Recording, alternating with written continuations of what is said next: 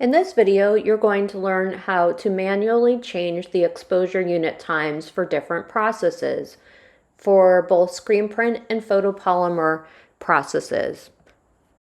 When you come to the exposure unit, if it hasn't been used before you, it's going to need to warm up. You're going to see this dark blank screen. Now, what you're going to do is poke the screen. Once the screen is poked, you're going to see a new screen which will say Starlight. Poke it again. Then once you've poked that, you're going to see this panel. It will say Start Vac Time, which is 5 seconds, Exposure Time. That's what you need to really worry about. Do not use Recall and do not use Save.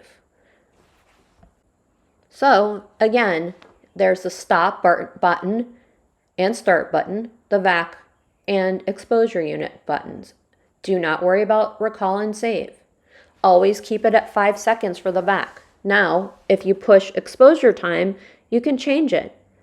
And then once you've done that, you can push Start. Again, if you push Exposure Unit, then you can change the time and push Enter. Now, after it's done, you can push Start.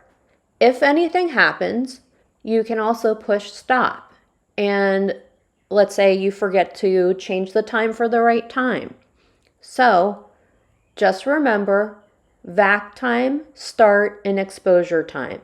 I have also created a chart which I have posted above the exposure unit, and this is what it looks like. It will go over everything you need to know. Enjoy!